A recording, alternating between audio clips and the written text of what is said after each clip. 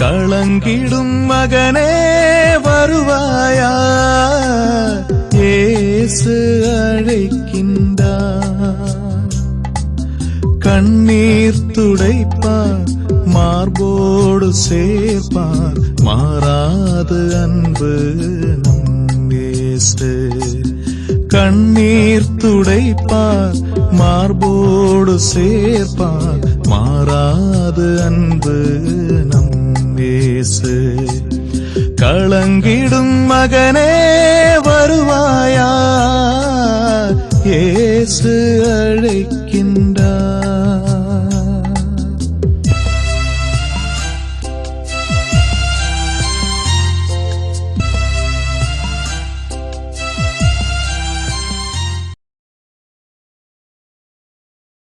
இயேசு கிறிஸ்துக்குள் பிரியமானவர்களே, ஆண்டவராய் இயேசு கிறிஸ்துவின் பரிசுத்தமுள்ள திருப்பெயரிலே நல்வாழ்த்துக்கள்.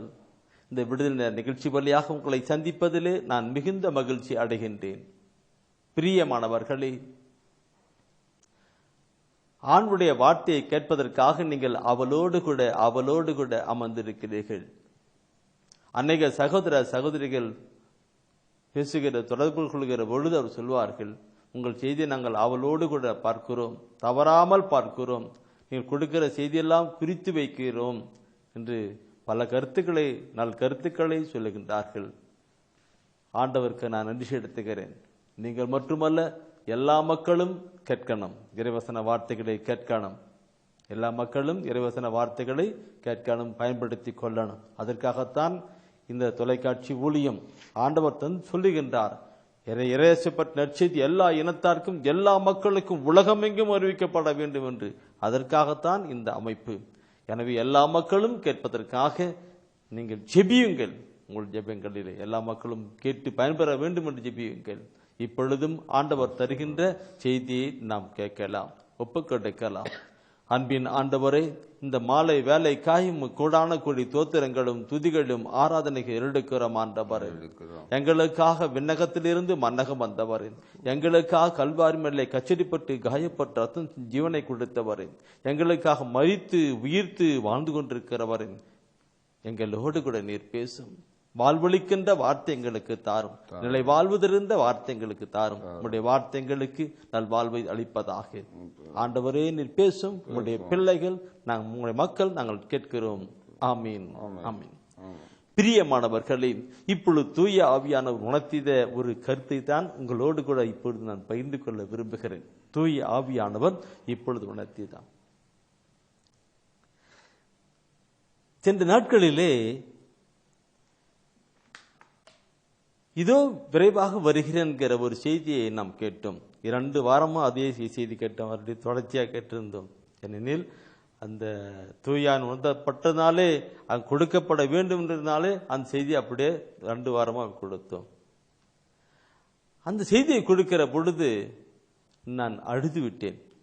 செய்தி கொடுக்கிற வேலையிலே நான் அழுது விட்டேன். இது மட்டும் அந்த நாள் மட்டும் சில வேலையிலே தூயாவில் அழுதிருக்கிறேன். அந்த செய்தி அந்த நாள் அழுதை பார்த்து விட்டு சில சகோதர சகோதரிகள் தொலைபேசி வழியாக, பிரதர் எவ்வளவு பாரத்தோடு பிரதர் நீ அழுகுறீங்க பிரதர், அழுது செய்தி கொடுக்கிறீங்க, அழுது ஜெபிக்கிறீங்கன்னு சொல்லிட்டு கேட்டான்னு சொன்னாங்க. என் அன்புக்குறவர்களே, நான் அழுதேன். பாரம் எனக்கு, அதாவது அழுகு என்று நீங்கள் பார்க்கணும்னு அதுக்காக அழுகலை. உள்ளத்திலே பாரம், ஒரு பக்கம் பாரம், இன்னொரு பக்கம் ஆத்ம தாகம். அந்த பாரத்தினால் தான் அந்த செய்தியை கொடுக்கிற இறைவசன வார்த்தையை கொடுக்கிற பொழுது நான் அழுது போனேன். எல்லா மக்களும் மறுபடியும் பிறக்க வேண்டும் என்று சொல்லுகிற பொழுது, இன்னும் ஆதிலே இருந்து போல எப்பொழுதும் என்னென்றும் அப்படியே வாழ்ந்து கொண்டிருக்கிறோம் இல்லவா? அந்த கருத்து தான் பாரத்திலே கடந்து வந்தது. அப்படி பாரம் என் பாரத அழுத்தினாலே இயேசு ஆண்டவர் மனம் மாறாத மக்களை பார்த்து அழுது போல நானும் அழுது விட்டேன். என் அன்புக்குறவர்களே, நான் அழுதது இது உலக நிதியிலே அல்ல, மாறாக தூய ஆவிலே உழந்து நான் அழுது விட்டேன். எனவே நீங்களும் அழ வேண்டும் என்பதற்காகத்தான் இந்த தூய ஆவியானவர் இந்த செய்தியை கொடுக்கிறார். அழ வேண்டும்.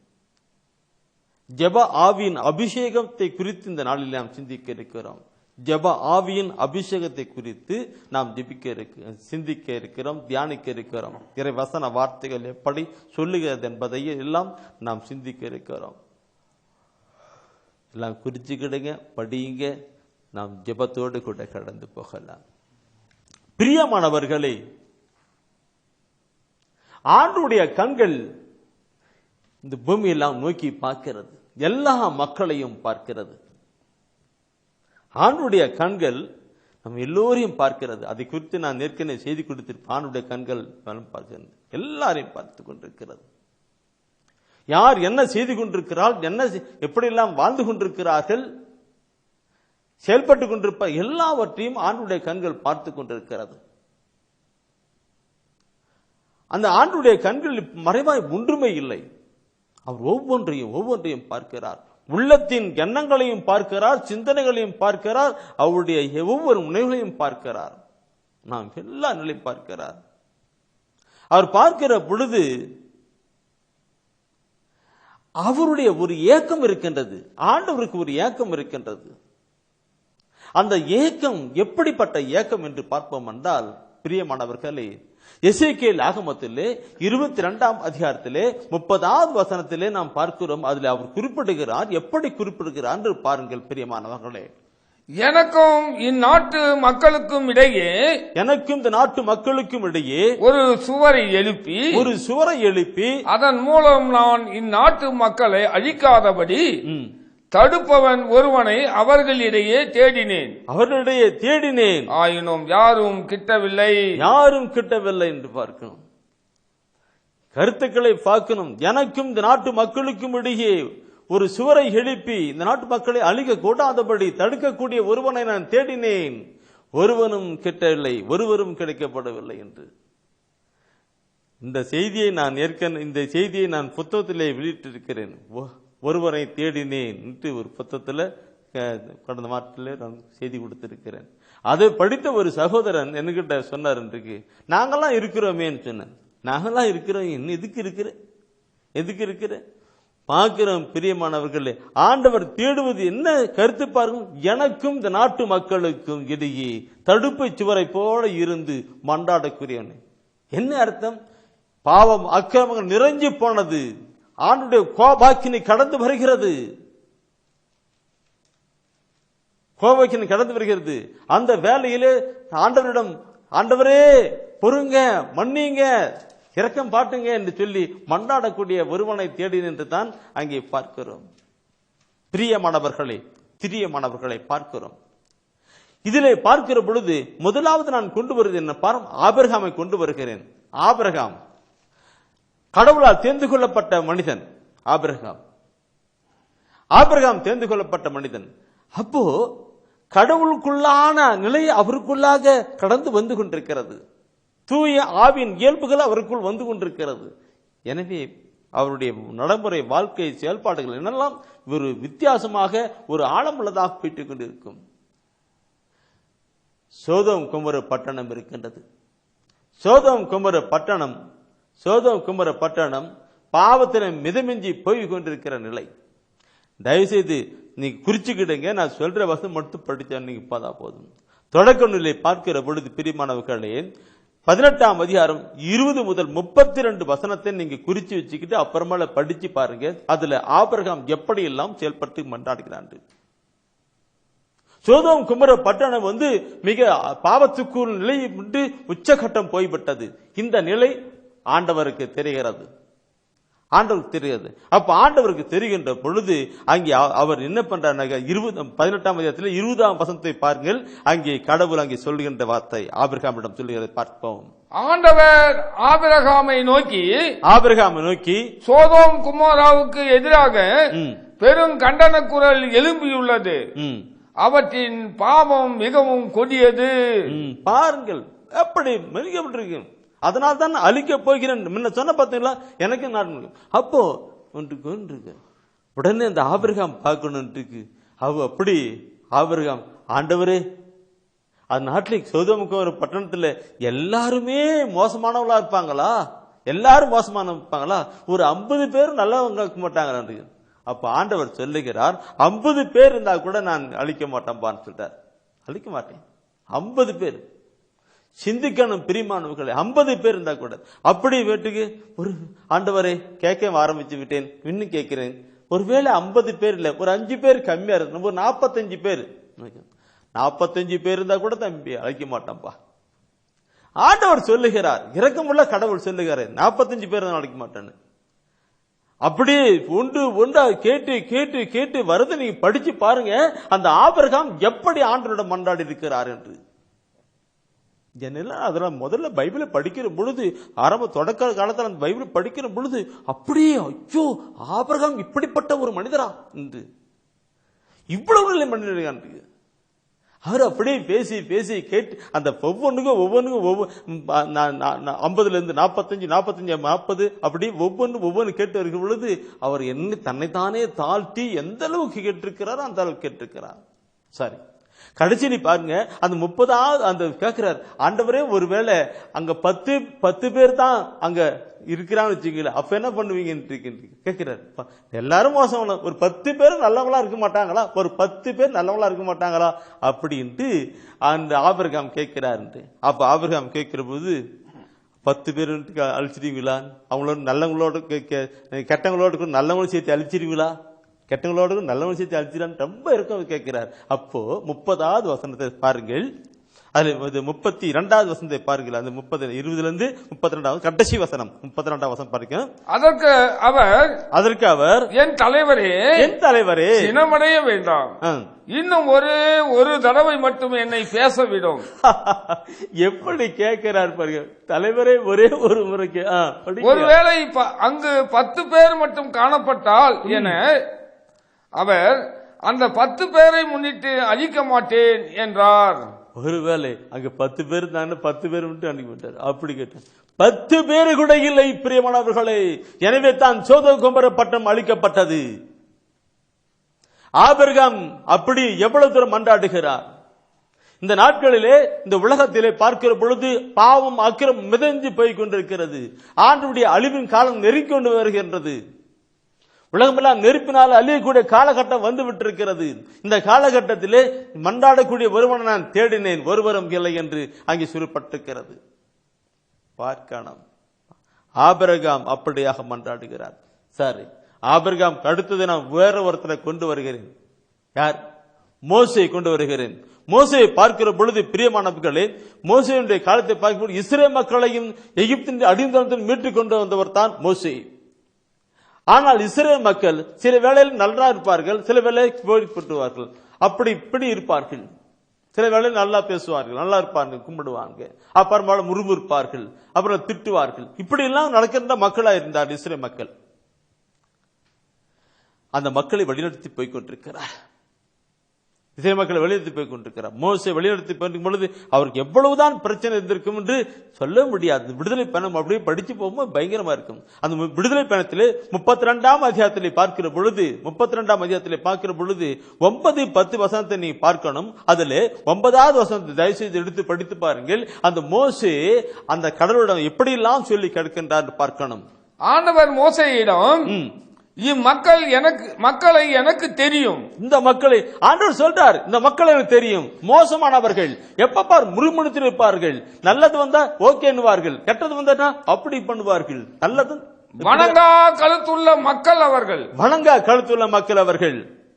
பாருங்கள், அப்படி சொல்லி அவருக்கு அடுத்து கொண்டு போறார். என்ன சொல்ற பாருங்க, இப்பொழுது என்னை விட்டுவிடு, அவர்கள் மேல் என் கோபக்கணல் மூண்டி இருப்பதால் நான் அவர்களை அழித்தொழிக்க போகிறேன், உன்னையோ பேரினமாக்குவேன் என்றார். பாருங்க, நான் அவங்களை அழிச்சிட்டு போறேன். பயங்கர ஆண்டவர் அன்பான ஆண்டவர் மாத்திரமல்ல, அதேவேளை சினமுள்ள ஆண்டவரும் தான். இங்க பாவம் பண்ணுகிற பொழுது அங்க அழிச்சிடுவேன் சொல்றார். அவர்களை அழிச்சிடுவேன், நீ உன்னை மாத்திரம் காப்பாத்துறேன், நீ பெரிய இனமா மாறுவேன் சொல்லி சொல்றாரு. இப்படி சொல்லுகிற பொழுது என் அன்புக்குறவுகளே அந்த மோசே எப்படி ஆண்டவரிடம் மன்றாடுகிறார் பாருங்க. மக்கள் இப்படி எல்லாம் இருக்கிறாங்க. அப்போ அப்படி சொல்லுகிற பொழுது அந்த அவர் சொல்வார், அந்த அப்படி இந்த 32ஆம் அதிகாரத்துல படிச்சு அப்படியே படிச்சுட்டு வந்து கண்டு வாங்க. அங்க வந்து அது 32ஆம் வசனத்துல 32ஆம் அதிகாரத்துல 32வது வசனத்தை எடுத்து நானும் பைபிளை படிச்சு கொண்டு அப்படியே அண்டர்லைன் பண்ணி போட்டு எழுதி வச்சுக்கிறதுனால இப்படி ஒன்று இருக்கு. 32ஆம் அதிகாரத்துல 32ஆம் வசனம் படிச்சு பாருங்க என்ன சொல்லுது. அவர் சொல்றாரு, இப்போதும் நீர் அவர்கள் பாவத்தை மன்னித்தருளும். நீர் அவர்கள் பாவத்தை மன்னித்தருளும். இல்லையே நீர் எழுதிய உம் நூலில் இருந்து என் பெயரை நீக்கிவிடும் என்றார். பாருங்க, நீர் எழுதிய உம்முடைய நூலில் இருந்து என் பெயரை நீக்கிவிடும் சொல்றார். என் அன்புக்குள்ளே அந்த நூல் என்னன்னு ஆண்டவர் வைத்திருக்கிற நூல் மேலே இருக்கிறது. அந்த நூலில் யார் பெயர் எழுதப்படுகிறார்களோ அவர்கள் தான் விண்ணகத்திலே போவார்கள். ஆனால் ஒரு நாளைக்கு நான் இந்த செய்தியை யாருடைய பேர் வாழ்வு நூலில் எழுதப்படுகிறது என்பதை ஒரு நாளைக்கு நான் செய்தி கொடுக்கிறேன். அப்போ பாக்குனாக்க அவர் சொல்றாரு, ஆண்டவரே உம்முடைய நூலில் இருந்து என் பெயரை நீக்கிவிடும். அவங்கள மன்னிச்சா மன்னிங்க, இல்லன்னா என் பேரை நீக்கிடுங்க, நீங்க அது வேண்டாம்னு சொல்லி கொடுக்கிறார். எந்த ஒரு வைராகியத்தோட அந்த மனுஷர் அவர் கேட்டிருக்கிறார் பாருங்க. அது அவரை மன்னிச்சா மன்னிங்க. இன்னைக்கு நாம் ஒவ்வொரு நினைச்சு பார்க்கணும் பிரியமானே, இறைவசன வார்த்தைகள் ஆண்டவர் அப்படி செஞ்சிருக்கிற காரியங்களையும் அங்கே செயல்படணும். அங்கு மோசே சொல்லுகிறார், அவங்கள மன்னிச்சா மன்னிங்க, மன்னிச்சிடுங்க, தப்பு பண்ணிட்டாங்க, தெரியாம பண்ணிட்டாங்க, இதோ அப்படி பண்ணிட்டாங்க, உங்களுடைய மக்கள் தானே, நீ தானே அவங்களை பெற்றெடுத்தீங்க, நீ தானே மீட்டு கொண்டு வந்தீங்க. பயங்கரமா கேட்டு சொல்லுகிறார், அவங்கள மன்னிச்சா மன்னிங்க, இல்லைன்னா என் பேரை எடுத்துடுங்க தேவை. என் அன்புக்குள்ளே அந்த வசனத்தை படிக்கிற பொழுது திருப்பாடல் 106 23வது வசனத்தை படிக்கணும். 106 23வது வசனத்தை படிக்கணும். திருப்பாடல் ஆசிரியர் அங்கே மோசேவை குறித்து அங்கே சொல்லுகின்ற ஒரு கருத்து இந்த முன்ன சொல்லப்பட்ட ஒரு கருத்தோடு கூட ஒப்பிட்டு வருவதை நாம் பார்க்கணும் பிரியமானவர்களே. அவர்களை அவர் அழித்து விடுவதாக கூறினார். ஆனால் அவரால் தேர்ந்து கொள்ளப்பட்ட மோசே அவர் முன் உடைமதில் காவலர் போல் நின்று அவரது கடுஞ்சினம் அவர்களை அழிக்காதவாறு தடுத்தார். இதெல்லாம் நினைச்சு பாருங்க, நாம கடவுளால் தேர்ந்து கொள்ளப்பட்ட நம்முடைய நிலை எப்படி வாழ்ந்து கொண்டிருக்கிறோம் என்று. அழுகு வருமா வராதா? சொல்லுங்க அண்ணா, சொல்லுங்க அக்கா. அவங்கெல்லாம் அப்படி இருந்தாங்க. ஆபிரகாம் அப்படி இருந்தார், மோசே அப்படி இருந்தார் இல்லைங்களா? கடவுளால் தேர்ந்து கொள்ளப்பட்ட மோசே எப்படி இருந்தார் சொல்லுது. இன்னைக்கு கடவுளால் தேர்ந்து கொள்ளப்பட்ட நீங்கள் ஒவ்வொருவருமே இந்த உலகத்தின் காரியங்களை குறித்து ஆண்டிடம் மண்டாடி செபிக்கணும். அங்கு ஜெபம் அந்த உடைமதில் சுவரை போல இருந்து சொல்கிறார். உடைமதி சுவரை போல அந்த உடைமதி சுவர்னாக்க ஒரு காம்பவுண்ட் சுவர் இருக்கு. அந்த காம்பவுண்ட் சுவர்ல ஏதோ ஒரு பக்கம் உடைஞ்சு போயிருக்கு வச்சுக்கல, அந்த இடத்துல ஒரு காவலாளியை போடுவாங்க. ஒரு சுவர் உடைஞ்சு காம்பவுண்ட் சுவர் உடைஞ்சு போயிருக்குன்னா அந்த இடத்துல ஒரு காவலாளி, யாரும் வரக்கூடாது போகக்கூடாது பார்த்து ஜாதியை பார்த்து கொண்டு ஒரு காவலாளி போடுவாங்க. அதே போலதான் அந்த இடத்துல ஆண்டவர் அந்த உடைமதி சுவரை பண்ணி அங்கே அவர் அப்படியே நின்று யார் வர, ஆண்டவரே வேண்டாம் வேண்டாம் வேண்டாம் ஆண்டவரே, வேண்டாம் ஆண்டவரே, உள்ள வந்து அவர் மக்களை அழிக்க கூடாதபடி அந்த வசனத்தை எப்படி போட்டிருக்கா பாருங்க. உடைமதில் சுவரை போல, உடைமதில் காவலர் போல் நின்று உள்ள வரக்கூடாது, வேண்டக்கூடாது, அடிக்காது. எல்லாம் மக்கள் பின்னாடி இருக்கிறது பத்தி அப்படி வேண்டாம். அப்பா அம்மா அவங்க வந்து சில வேலையில யாருன்னா அடிக்கிறாங்கன்னா, அப்பா அடிக்கிறாங்கன்னா அம்மா காரியங்களுடைய பிள்ளைங்களை வந்து பாதுகாத்து வேண்டாங்க, விட்டுடுங்க கேட்பாங்க. அந்த மாதிரி தான் அங்கே நடந்திருக்கிறது. சிந்திக்கணும். நாம், நம்முடைய சமூகம், தேர்ந்து கொள்ளப்பட்ட மக்கள் எப்படி வாழ்ந்து கொண்டிருக்கிறோம், எப்படி ஜெபித்துக் கொண்டிருக்கிறோம் ஆண்டவர் பார்க்கிறார். எனவே தான் அவர் சொல்கிறார், நான் ஒருவனை தேடினேன் ஒருவனும் இல்லை என்று.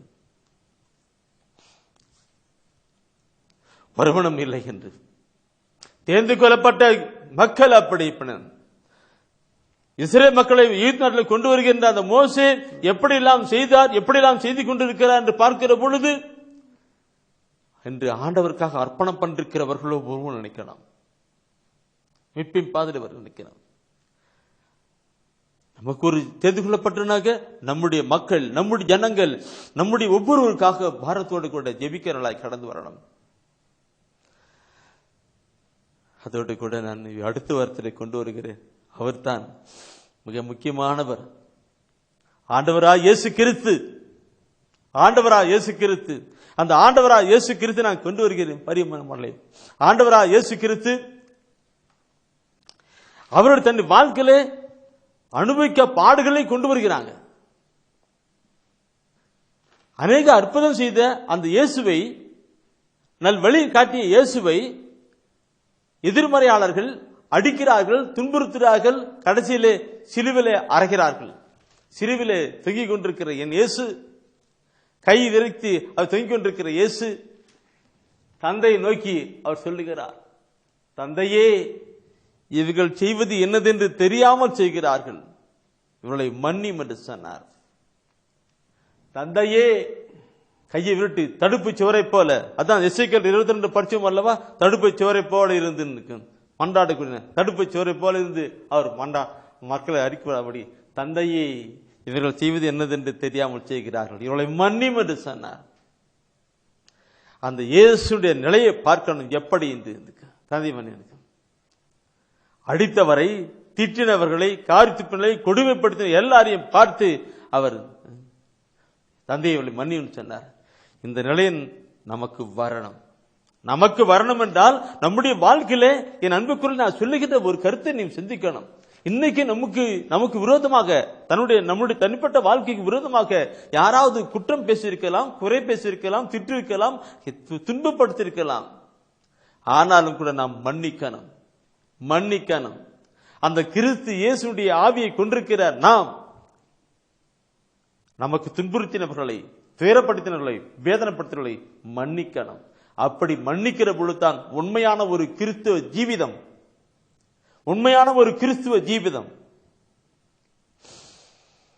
ரோமர் புத்தகத்திலே நீ பார்ப்பில்லையானால் அதில் சொல்லப்பட்டிருக்கிற அந்த ஆவிக்குரிய வழி நடத்துற யார், கடவுளுடைய பிள்ளை என்கிற நிலையிலே சொல்லுவார். ரோமர் புத்தகத்திலே 8ஆம் அதிகாரத்திலே படிக்கிற பொழுது நான் பார்க்க முடியும் பிரியமானவர்களே, அந்த கடவுளுடைய பிள்ளைகள் யார் என்கிற நிலையிலே அவர் கொண்டு போகிறார். அந்த கொண்டு போகிற இந்த வார்த்தையை நான் கொண்டு வருகிறேன். தயவு செய்து எடுத்து படித்து பாருங்கள். பழைய மொழிபெயர்ப்புக்கும் புதிய மொழிபெயர்ப்புக்கும் கொஞ்சம் வித்தியாசமா இருக்கிறது. ஆனாலும் கூட நீங்க கொஞ்சம் படித்து பாருங்கள். ரோமர் புத்தகம் 8ஆம் அதிகாரம் 9வது வசனம் படித்து பாருங்கள். கடவுளின் ஆவி உங்களுக்குள் குடிகொண்டிருந்தால், கடவுளுடைய ஆவி உங்களுக்குள் குடிகொண்டிருந்தால் நீங்கள் ஊன் இயல்பை கொண்டிராமல் ஆவிக்குரிய இயல்பை கொண்டிருப்பீர்கள். கிறிஸ்துவின் ஆவியை கொண்டிராதோர் அவருக்கு உரியவர் அல்ல. கிறிஸ்துவின் ஆவியை கொண்டிராதோர் அவருக்கு உரியவர் அல்ல என்று புனித பவுலடிகள் மிக அழுத்தமாக தெளிவாக சொல்லுகின்றார். அந்த கிறிஸ்துவின் ஆவியை கொண்டிருக்கிற நான், நீங்க மற்றவர்கள் செய்த துன்பங்கள் எல்லாம் மன்னிக்கணும். அப்பதான் உண்மையான ஒரு கிறிஸ்து ஜீவிதம். இயேசு சிலுவையை மறிக்கிற பொழுது, தந்தையே, இவர்கள் செய்வது என்னதென்று தெரியாமல் செய்கிறார்கள், இவர்களை மன்னியும் என்று சொன்னார். பிரியமானவர்களே, அவர் அப்படி ஜெபம் பண்ணார். இன்னைக்கு நாமெல்லாம் ஜெபம் பண்றோம், நாமெல்லாம் ஜெபிக்கிறோம். நம்முடைய ஜெபங்கள் எப்படி இருக்கிறது? புனித பவுலடிகள் பிலிப்பியரில் சொல்லுகிறது, அருமையா சொல்லிக் கொடுப்பார். நாம் அந்த ஆபிரகாம் அப்படி ஜெபம் பண்ணார், மக்களுக்காக ஜெபம் பண்ணார். மோசே மக்களுக்காக ஜெபம் பண்ணார். இயேசு நமக்கு வழியா இருக்கிற இயேசு, நம் கற்றுக் கொடுக்கிற இயேசு, அவர் கற்றுக் கொடுத்தார், இப்படி ஜெபம் பண்ண கற்றுக் கொடுத்தார். ஆனால் நம்முடைய ஜெபங்கள் எப்படி இருக்கிறது என்று பார்க்கிற பொழுது, என் அன்புக்குள்ளே பிலிப்பியரிலே 2ஆம் அதிகாரத்திலே 21வது வசனம் சொல்லுகின்றது, எல்லாரும் தம்மை சார்ந்தவற்றை தேடுகிறார்களே தவிர இயேசு கிறிஸ்துவை சார்ந்தவற்றை தேடுவதில்லை. என்று பாருங்க, எல்லாரும் தன்மை தான். ஆண்டவரே, என்னை ஆசீர்வதியும் ஆண்டவரே, என் குடும்பத்தை ஆசீர்வதியும் ஆண்டவரே, என் பிள்ளைகளை ஆசீர்வதியும் ஆண்டவரே, என் தொழிலை ஆசீர்வதியும் ஆண்டவரே. இல்லைங்களா? எல்லாரும் நம்மை குறித்து நமக்காக ஜெபிப்போம். ஆண்டவரே, என்னை ஆசீர்வதியும், என் பிள்ளையை ஆசீர்வதியும், என் மனைவியை ஆசீர்வதியும், தொழிலை ஆசீர்வதியும். இதுதான் நாம் ஜெபம் பண்ணிட்டு இருப்போம். ஆனால் ஆபிரகாம், ஆனால் மோசே, இல்லைங்களா, இயேசு படி அதே போல நாமளும் ஜெபிக்கிறவர்களாய் கடந்து வரணும். மற்றவர்களுக்காக ஜெபிக்கிற வேண்டும். என் அன்புக்குரியவர்களே, நாம் பார்க்கிற பொழுது மற்றவர்களுக்காக ஜெபிக்கிற நிலை கடந்து வர வேண்டும் என்று தான் ஜெப ஆவியின் அபிஷேகம் நம்ம கொண்டு வருகிறேன். ஜெப ஆவியின் அபிஷேகம் கொண்டு நாம் எப்பொழுதுக்காக நமக்காகவே ஜெபம் பண்ணிருப்போம், அது உண்மைதானே. ஆனால் கிறிஸ்து இயேசுடைய மனநிலை நமக்கு வர வேண்டும். கிறிஸ்து இயேசு கொண்டிருந்த மனநிலை வர வேண்டும் என்று அந்த பிலிப்பியரிலே புனித பவுலடிகள் 2ஆம் அதிகாரத்தில் 21ஆம் வசனம் சொன்னார் அல்லவா? எல்லாரும் தம்மை சார்ந்தவற்றையே தேடிக் கொண்டிருக்கிறார்கள், ஜெபித்துக் கொண்டிருக்கிறார், மன்றாடி கொண்டிருக்கிறார் சொன்னார் அல்லவா? அதே புனித பவுலடிகள் அதே அதிகாரத்திலே 5ஆம் வசனத்தில் 2:5 சொல்வதை பாருங்கள். கிறிஸ்து இயேசு கொண்டிருந்த மனநிலையே, கிறிஸ்து இயேசு கொண்டிருந்த மனநிலையே உங்களிலும் இருக்கட்டும். உங்களில் இருக்கட்டும். சகோதரமே, கிறிஸ்து இயேசு கொண்டிருந்த மனநிலையே உங்களில் இருக்கட்டும் என்று சொல்லுகிறார். உங்களில் இருக்கட்டும். நம் ஒவ்வொருக்கட்டும் அந்த மனநிலை இருக்கணும். எப்படி? அங்க சிலுவையிலே மரிக்கிற பொழுது தந்தையை மன்னியும் சொன்னார்களே, அந்த போற்று விட வேறு ஒரு மனநிலையை கொண்டு வருகிறேன். அவருடைய மனநிலையை பற்றி நான் நினைச்சு பார்த்தோம், நிறைய இருக்கும். அது அன்பின் கூடுதல் நிறைய இருக்கும். அந்த மனநிலை, அந்த கிறிஸ்து இயேசு கொண்டிருந்த மனநிலையை பார்க்கிற பொழுது என் நம்புகிறவர்களே, இந்த காலகட்டத்திலே நான் சொல்லுகின்ற அந்த வார்த்தையை எடுத்து படித்து பாருங்கள். லூகாஸ் நற்செய்தியிலே 19ஆம் அதிகாரத்திலே 41-42 வசனத்தை படித்து பாருங்கள். என்ன சொல்லுகிறது? இயேசு எருசலேம் நகரை நெருங்கி வந்ததும் அதை பார்த்து அழுதார். இந்த நாளிலாவது அமைதிக்குரிய வழியை நீ அறிந்திருக்க கூடாதா? ஆனால் இப்பொழுது அது உன் கண்களுக்கு மறைக்கப்பட்டுள்ளது. பாருங்கள், ஆண்டவர் இயேசு அழுகிறார். மனம் மாறாத மக்களை பார்த்து அவர் அழுகிறார்.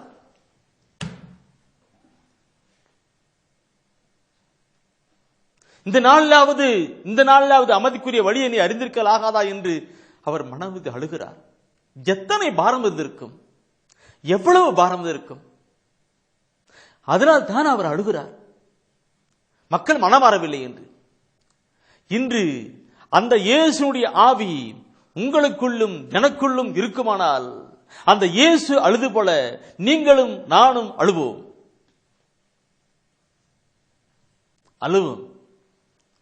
கிறிஸ்துவின் மனநிலை, அவருடைய சிந்தை, அவருடைய ஆவிக்குள் மக்கள் வருகிற பொழுது நாமும் அழுவோம். பெருமானவளே, அழுவோம். மக்கள் மனமாறவில்லை என்று அழுதார். அந்த மக்கள் மனமாறவில்லை என்று அழுத அவர்தான் இந்த மக்கள், எல்லா மக்களுக்கும் நற்செய்தி அறிவிங்க என்று இந்த மாதிரி ஒளியத்தை எல்லாம் கொடுத்திருக்கிறார், மனமாறுவதற்காக. ஏன்? நான் ஏற்கனவே கொடுத்திருக்கிறேன் செய்தியை கூட, அவருடைய வருகை மிக சமீபம் என்று. இதோ நான் விரைவாக வருகின்ற செய்தியை கொடுத்திருக்கிறேன், சென்ற வாரத்தில் கொடுத்திருக்கேன். அவர் வருகிற பொழுது அவர் மகா மகிமையோடு இருப்பது, ஒருவரும் அழிந்து நரகத்துக்கு போகக்கூடாது, கீழே போகக்கூடாது, எல்லாம் மீட்படைய வேண்டும் தான், எல்லா மக்களுக்கும் நற்செய்தி அறிவிக்கப்பட வேண்டும் என்று. எனவே தான் புனித பேதுரு அங்கு சொல்லுகிறது என்ன? பேதுரு அந்த ஆண்டுடைய 2ஆம் வருகை குறித்து மிக அழுத்தமாக, ஆழமாக, உருக்கமாக சொல்லியிருக்கிறார். 2ஆம் வருகை குறித்து 2 பேதுருவிலே 3ஆம் அதிகாரத்திலே 9வது வசனத்தை படிக்கிற பொழுது அதில் என்ன சொல்லப்பட்டிருக்கிறது பார்க்கணும் பிரியமானவர்களே. இயேசு அங்கே புனித பேதுரு மிக தெளிவாக கொடுக்கிறார். இயேசு வருகை குறித்து சொல்லுகிறார். எப்படி பாருங்க. ஆண்டவர் தம் வாக்குறுதியை நிறைவேற்ற காலம் தாழ்த்துவதாக சிலர் கருதுகின்றனர். ஆனால் அவர் அவ்வாறு காலம் தாழ்த்துவதில்லை. மாறாக உங்களுக்காக பொறுமையோடு இருக்கிறார். யாரும் அழிந்து போகாமல் எல்லாரும் மனமாற வேண்டும் என விரும்புகிறார். எல்லாரும் மனமாறப்பட வேண்டும் என்கிறார். இந்த நாள், இந்த காலகட்டங்கள் எல்லாம் பிரியமானவர்களே எல்லாரும் மனமாறப்பட வேண்டும் என்பதற்காக அவர் பெருமையோடு கொண்டிருக்கிறார். வருகிற நாட்கள் சம்பீபம். எனவே அன்புக்குரியவர்களே, அந்த இயேசு எப்படி நிலையிலே அழுதார்? நான் ஒவ்வொன்று சொல்லுகிற பொழுது பிரியமானவர்களே, ஆத்ம பாரம், அந்த கிறிஸ்து இயேசுடைய ஆவி எனக்குள் வருகிற பொழுது நான் அழுவேன், நீங்கள் அழுவீர்கள். யாரெல்லாம் இருக்கணும்? ஒரு அருத்தந்தை இருக்கிறார்கள், அரு சகோதரி இருக்கிறார்கள். யார் இருக்கிறாராம், யாருக்கெல்லாம் அந்த ஆவி கடந்து வருகிறதோ அவர்கள் அத்தனை பேருமே மெய்யாவே ஆத்மா பாரத்தோடு கூட அழுவார்கள், அழுவார்கள், அழுதே தீர்வார்கள். நான் விரும்பிய சொல்ல விடல. இதுக்கு சில பைபிள்ல சொல்லப்பட்டிருக்கிற கடவுளுடைய ஆவியை கொண்டிருக்கிற, கடவுளுடைய ஆவியை கொண்டிருக்கிற மக்கள் மனமாறப்பட வேண்டும் என்று தொடக்க காலத்திலிருந்து மக்கள் மனமாறப்பட வேண்டும் என்று இறைவாக்கினரை கடவுள் எடுத்தார். இறைவாக்கினர்களை தேர்ந்து கொண்டார். இறைவாக்கினர்களை கடவுள் தேர்ந்து கொண்டார். அந்த பைபிள்ல படிச்சினாக்க இறைவாக்கினர் ஒவ்வொரு இறைவாக்கினர்களும் மக்கள் மனமாறப்பட வேண்டும், மக்கள் மனமாறப்பட வேண்டும், மக்கள் மனமாறப்பட வேண்டும். அதே கருத்து தான் போயிட்டு கொண்டிருக்கிறது. அந்த கடவுளுடைய ஆவியை கொண்டிருக்கிற அந்த ஒவ்வொருவரும் எப்படி எல்லாம் செயல்பட்டார் பார்த்தோம்னாக்க பயங்கரமா இருக்கும் பிரியமானவர்களே. கடவுளால் அழைக்கப்பட்டு கடவுளுடைய ஊழியத்தை செய்கின்றதான இறைவாக்குகள் எல்லாம் எப்படி இருந்தார்கள் என்று நான் பார்க்கும் பொழுது உண்மையாகவே அந்த சிந்தை, மனமாறுவதற்கான சிந்தை நமக்கு இருக்கும். இயேசு அழுதார். நான் உதாரணத்துக்கு எரேமியாவை கொண்டு வருகிறேன். இந்த பைபிள் எடுங்க, எரேமியாவை கொண்டு எடுங்க. எரேமியா புத்தகத்துல 9ஆம் அதிகாரம் எடுங்க தயவுசெய்து. 9ஆம் அதிகாரத்துல முதல் வசனத்தை படிச்சு பாருங்க. அந்த எரேமியா கடவுளுடைய ஆவியை பெற்றிருக்கிறார். அந்த மனிதர் எப்படி சொல்லுகிறார், எப்படி சொல்றாரு, தயவுசெய்து எடுத்து படிச்சு பாருங்க. ஏன்னா கடவுளுடைய ஆவி, கடவுள் எல்லாரும் மக்கள் மனமாறப்பட வேண்டும் என்பதுதான் கடவுளுடைய சித்தம், திட்டம் திட்டம் திட்டம். அதனால் தான் கடவுள் இறைவாக்கினரை தேர்ந்து கொண்டு தேர்ந்தெடுத்து அவருக்குள்ளா இந்த ஆவியை வச்சு அந்த சிந்தையையும் அந்த மன உருக்கத்தையும் கொடுத்து சொல்ல வேண்டியதை சொல்லி கொண்டிருக்கிறாங்க. எரேமியா புத்தகத்திலே 9ஆம் அதிகாரத்திலே முதல் வசனத்தை நீங்க படித்து பாருங்கள். அவர் எரேமியா என்ன சொல்லுகிறார், எப்படி சொல்லுகிறார் என்று. என் தலை தண்ணீரால் நிறைந்ததாயும், என் தலை தண்ணீரால் நிறைந்ததாயும், என் கண்கள் கண்ணீரின் ஊற்றுமாயும் இருக்கக்கூடாதா? அப்படியானால் என் மகளாம் மக்களுள் கொலையுண்டோருக்காக இரவும் பகலும் நான் அழுதிருப்பேனே. சகோதரர் மிக அழுத்தமாக படிக்கிறார். நீங்க நல்லா காட்டிட்டீங்க. நீங்களே கையெல்லாம் வச்சு படிச்சு பார்த்தீங்க. எங்கேயோ இருந்த ஒரு மனிதன் எரேமியா கடவுள் தேர்ந்து கொண்டார். அவருடைய ஆவி அவருக்குள் வைத்தார். கடவுளுடைய ஆவி அவருக்குள் வைத்தார். அந்த ஆவி வைத்தனால அந்த மனிதர் எப்படி பேசுகிறார் பாருங்க. கொலை உண்ட என் மக்களுக்காக நான் அழுதிருப்பேன், கொலை உண்ட மக்களுக்காக அனுப்பினேன். அப்படின்னு என்ன அர்த்தம்? பாவ வாழ்க்கையில இறந்து போயிருக்கிற மக்களுக்காக, பாவ வாழ்க்கையிலே இறந்து போயிருக்கிற இன்னைக்கு பார்த்தா பாவம் பழகி பெருகி போனது, பாவம் பழகி பெருகி போனது. கிறிஸ்துவை அறிந்திருக்கிற கூட பாவ வாழ்க்கையில் வாழ்ந்து கொண்டிருக்கிறார்கள். மீட்பின் பாதலை வரவில்லை. அப்படி இருக்கும்போது எப்படி பார்க்கணும் இருக்கு? பாவ வாழ்க்கையில வாழ்ந்து இருக்கிறவர்களும் மரித்து கொண்டிருக்கிறார் தான், கொலை கொண்டார்கள் தான். அந்த எரேமியா கண்ணீர் விட்டு கதறி அழுகிறார். சொல்லுகிறார், என் தலை தண்ணீரால் நிறைந்திருக்குதா, தண்ணீர் என் கண்கள் அப்படியே அழுக்க கூடாதா, நான் அழுது அழுது புலம்பியிருப்பேனே, அழுது புலம்பியிருப்பேனே சொல்லுகிறார். சிந்திக்கணும் சகோதரமே. இந்த செய்தியை நீ தயவுசெய்து நீ தொடர்ந்து கேட்கணும். எனக்கு வரும்போது செய்தியில 2 விதமான செய்தி இருக்கிறது. ஒன்று விடுதலையின் செய்தி, இன்னொன்று ஆத்மீக செய்தி. விடுதலையின் செய்தி தான் எல்லாரும் கேட்பாங்க, விரும்பி கேட்பாங்க. ஆண்டவர் உங்களோடு கூட இருக்கிறார், நீங்க கவலைப்பட வேண்டாம், ஆண்டவர் அற்புதம் செய்கிறார், உங்களை அதிசயம் செய்கிறார், அப்படி பண்ணு சொல்லுவது நிறைய மக்கள் ஆர்வமாக கேட்டுப்பாங்க. ஆத்மீக செய்தி, மக்கள் மனமாறுங்கள், பாவத்திட்டு விலகுன்னு சொல்லுகிற கருத்தெல்லாம் இந்த கருத்து. இது அதிகம் விரும்ப மாட்டாங்க. ஆனால் இங்கே தான் அதிகமாக ஆண்டவர் செயல்படுவார். Praise the Lord. எனவே நண்புக்குரியவர்களை செய்தி கேட்டுக்கொண்டிருக்கிறது, அற்புதம் நடந்து கொண்டிருக்கிறது. இப்ப நடந்து கொண்டிருக்கிறது. ஒவ்வொரு தொலைக்காட்சி செய்தியும் கேட்கும்போது நிறைய சொல்லுவாங்க. சரி, நாங்க அவரு அழுதிருக்க மாட்டாருன்னு சொல்லுகின்ற அந்த வசனத்தை நீ படிச்சிருக்கும். அடுத்து அதே எரேமியாவில் நீ பார்க்கும் பொழுது எரேமியா பயங்கரமா சொல்றீங்க. எரேமியாவில் 13ஆம் அதிகாரத்தில் 17வது வசனம், 13ல 17 வசனம் எடுங்க. அதுல அவர் சொல்லுது பாருங்கள். நீங்கள் இதற்கு செவி கொடுக்காவிட்டால், நீங்கள் எனக்கு செவி கொடுக்காவிட்டால், உங்கள் செருக்கை முன்னிட்டு, உங்கள் செருக்கை முன்னிவிட்டு, என் உள்ளம் மறைவில் அழும். என் உள்ளம் மறைவில் அழும். அழுகை மிகுதியால், அழுகை மிதியால் கண்களில் இருந்து கண்ணீர் வடிந்தோடும். கண்ணீர் வடிந்தோடும். ஏனெனில் ஆண்டவரின் மந்தை கைப்பற்றப்பட்டுள்ளது. ஆண்டவருடைய மந்தை, ஆண்டவருடைய மந்தை அவர்கள் தான் கிறிஸ்து.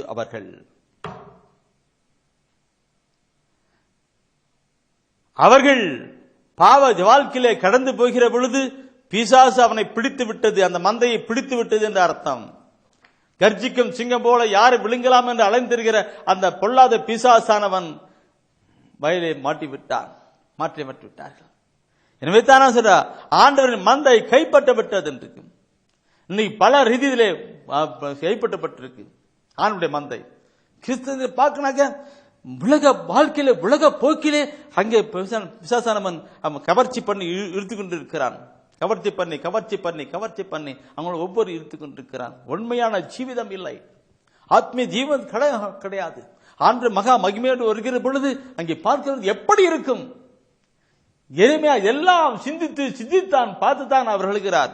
என் கண்கள் என்ன சொல்றார், நீங்கள் கேட்காவிட்டால் நான் மறைவில் அழும், என் கண்களில் தண்ணீர் கடந்து வரும். நீங்க என்ன எல்லாம் கேட்டுட்டீங்க, போன் பண்ணி கேட்டீங்க, அதனால தான் நான் சகோதரி போன் பண்ணது. சகோதரி சகோதரா உங்களுக்காகவே நான் விரைவிலே செய்தி நான் கொடுக்க போறேன்னு சொன்னேன், செய்தி கொடுக்க போறேன்னு சொன்னேன். ஏன்னா அவங்க போன் பண்ணிட்டு கேட்டாங்க, 2-3 பேருக்கு போன் பண்ணி கேட்டாங்க. ஆனா அது மாதிரி நிறைய பேர் இருந்திருப்பாங்க. அதனால தான் கடவுள் இந்த தூயாவிக்குள் இந்த செய்தியை கொடுந்தான் கொடுத்திருக்கிறார்.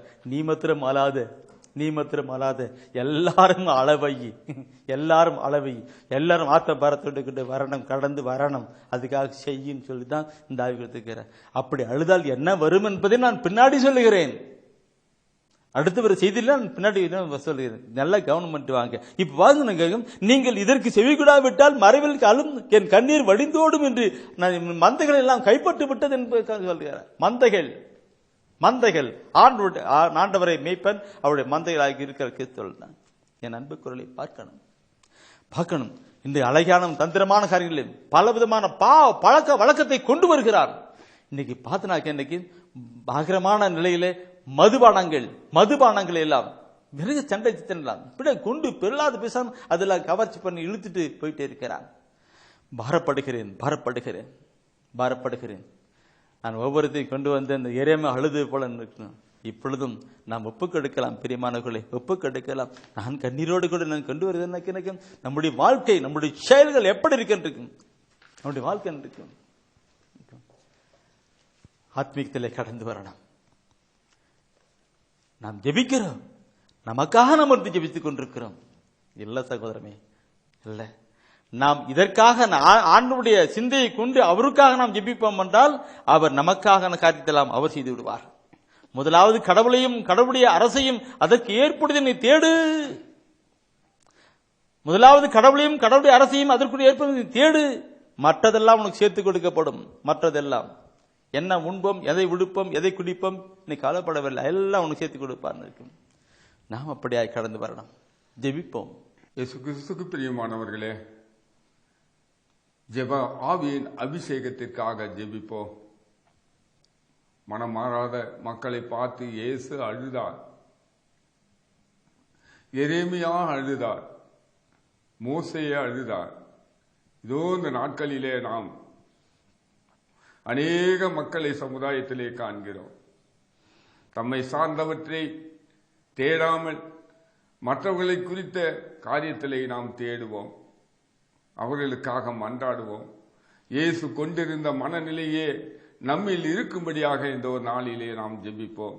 ஆண்டவரே, உம்மோடு நான் இருக்கணும், உம்மை போல் மாறணும், உம்மை போல் நாங்கள் மன்னிக்கணும், உம்மை போல் நாங்கள் ஜெபிக்கணும், உம்மை போலவே நாங்கள் மாற வேண்டும் என்று சொல்லி நாம் பாடி ஆண்டவருடைய பிரசன்னத்தை, ஆண்டவருடைய அபிஷேகத்தை நாம் பெற்றுக்கொள்ளோம். உம்மோடு இருக்கணுமே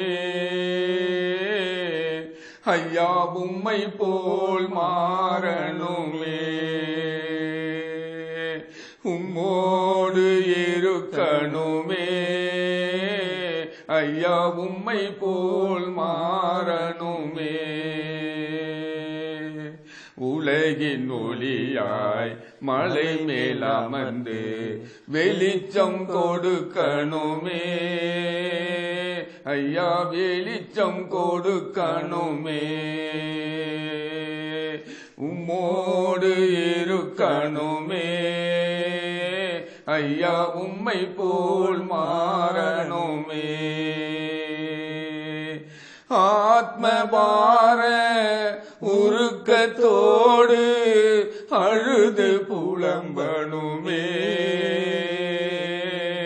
இயேசுவே, ஆத்மபார உருக்கத்தோடு அழுது புலம்பணுமே. இரவும் பகலும் விழித்து ஜெபிக்கும் மேய்ப்பனாகணுமே. இரவும் பகலும் விழித்து ஜெபிக்கும் மேய்ப்பனாகணுமே. ஐயா உம்மோடு இருக்கணுமே. உம்மை போல் மாறணுமே.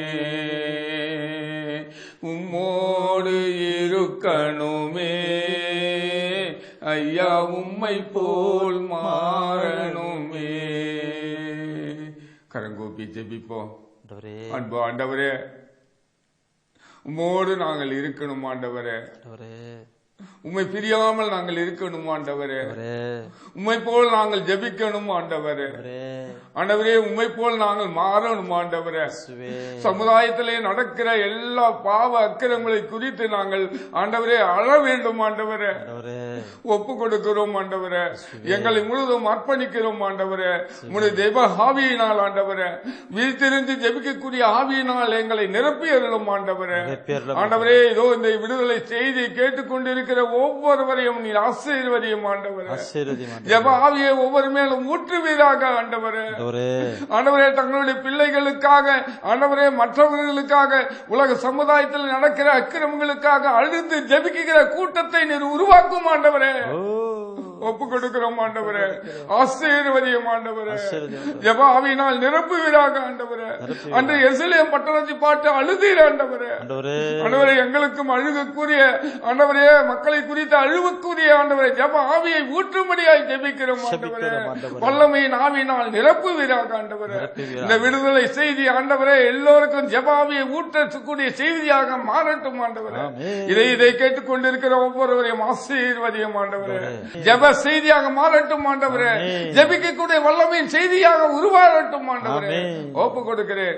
ஆசீர்வதியும் ஆண்டவரே. இந்த விடுதலை செய்தியின் வழியாக பலருக்கு விடுதலை கொடுத்துக் கொண்டிருப்பதற்காக நன்றி செலுத்துகிறேன். ஆசீர்வதியும் ஆண்டவரே. பலப்படுத்தும், காத்துக்கொள்ளும். ஜெப ஆவியை ஊற்றுவதற்காக நன்றி செலுத்துகிறோம். எங்கள் அருமை இயேசுவின் அற்புத நாமத்தில் பிதாவே, ஆமென். அரியே வாழ்க, ஆண்டவரும் உடனே. பெண்களிலே நீர் பேரு பெற்றீரும், மகனும் வாழியவே. பரிசுத்த மரியாயே, எங்கள் பரமனின் தாயாரே, பாவிகள் எங்களுக்காய் பரமனை மன்றாடும். இப்போதும் நீர் மன்றாடும், எப்போதும் நீர் மன்றாடும். தீமைகள் நெருங்கையிலே பரமனை மன்றாடும். மரணம் வருகையிலே எம்மை தாங்கும் அம்மா.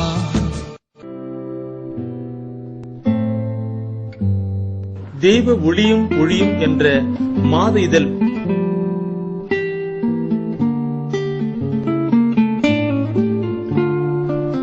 எமது டிவைன் ஊழியத்தின் வழியாக வெளியிடப்படும் தெய்வ ஒளியும் ஒளியும் என்ற மாத இதழ் பெற வேண்டும் என்றால் சரியான முகவரியை அனுப்புங்கள்.